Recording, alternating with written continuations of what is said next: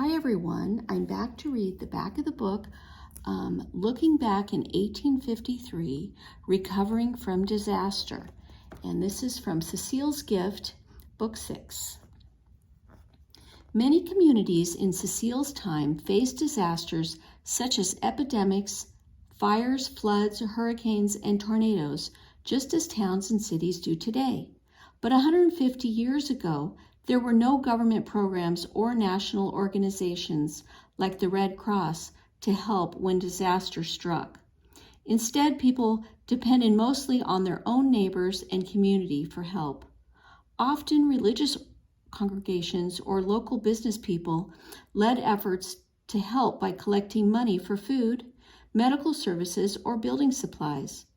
Friends and strangers pitched in to help too, just as Cecile and her family do in the story. The terrible yellow fever epidemic that swept through New Orleans in 1853 was one of the worst disasters that any American city had ever faced. Nearly 10,000 people died in only a few months, so many that almost everyone in the city lost family members or friends. Yet those who survived reached out with amazing courage and generosity to nurse the sick and help people in need. As the epidemic drew to an end, New Orleans faced a fresh crisis, caring for the thousands of orphaned children whose parents had died of yellow fever. A number of orphanages in the city were run by women dedicated to providing good care for the children. For example, Henrietta DeLille was a well-to-do woman of color who founded the Sisters of the Holy Family, a Catholic order of African-American nuns who still serves the poor today.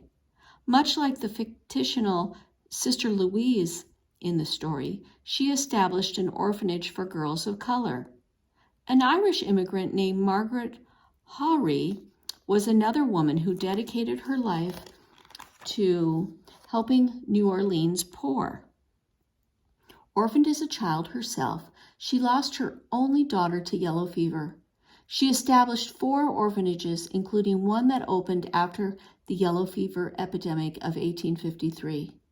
Yet even remarkable women like these needed help from their help to keep their orphanages running after the epidemic.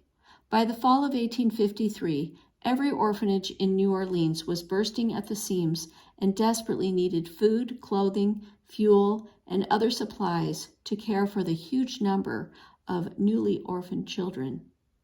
The people of New Orleans responded to this new crisis with great generosity, and even though many had closed their businesses and lost their incomes during the epidemic, as soon as newspapers ran articles about the orphanage's needs, donations poured in, first from New Orleans, and then, as the news spread, from Americans all across the country.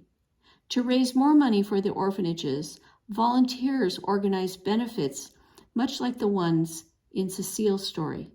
The benefits usually took place in the city's beautiful parks and gardens and featured both professional and amateur performers, including singers, dancers, musicians, and actors. Poetry recitations were also very popular. One fundraiser called Remember the Orphans promised the biggest firework display the city had ever seen. At another benefit, orphans themselves sang, waltzed, and recited poems. For every event, large crowds turned out to enjoy the performances and help the children. The benefits not only raised much-needed money, they also helped bring life and joy back to the city. Americans across the country admired the spirit with which the New Orleans recovered from the epidemic. Even in faraway cities such as Baltimore and Philadelphia, newspapers praised the city's courage and determination. It was not surprising that the people of New Orleans turned to the arts to help their city recover. By the time Cecile was born, New Orleans had become one of the leading cultural centers of the United States.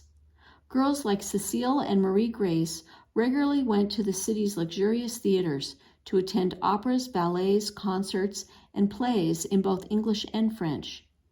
In Cecile's time, New Orleans produced some of America's most distinguished composers and musicians.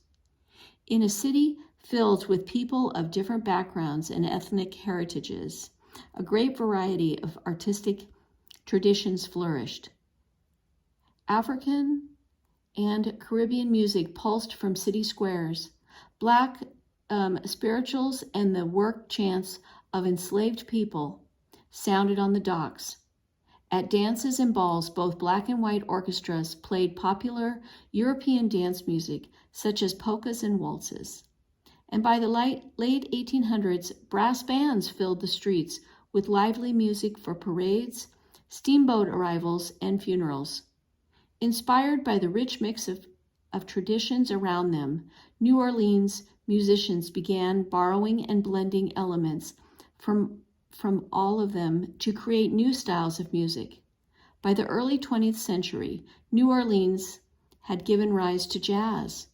Now enjoyed around the globe, jazz is considered one of America's greatest musical contributions to the world. In a similar way, New Orleans developed a famous cooking style that grew out of the city's mix of cultures. Its deliciously seasoned dishes use fresh seafood, rice, vegetables, and herbs from Louisiana, prepared in ways that reflect French, Spanish, African, Caribbean, Native American, and other influences. The result is a unique style of cooking that is admired around the country. In the years since Cecile's story, New Orleans has faced other disasters, such as Hurricane Katrina in 2005 and a major oil spill in the nearby Gulf of Mexico in 2010. Yet the city's special character, strong community spirit, and rich heritage still thrive. If you visit New Orleans today, you can hear the sound of jazz musicians and brass bands in the street, and you can see French and Spanish-style architecture in the older areas of the city. Watch great ships on the Mississippi River, and walk the aisles of the French market to shop for fresh produce and baked goods, just as Cecile and Marie Grace did. You can enjoy wonderful restaurants that serve gumbo, jambalaya, and other traditional dishes that Matilda might have prepared for Cecile's family. All right, and that is the end of our book. Hope you liked Cecile's Gift, Book 6 of the Marie Grace and Cecile book series from American Girl, and this one is from 1853. Hope you liked it.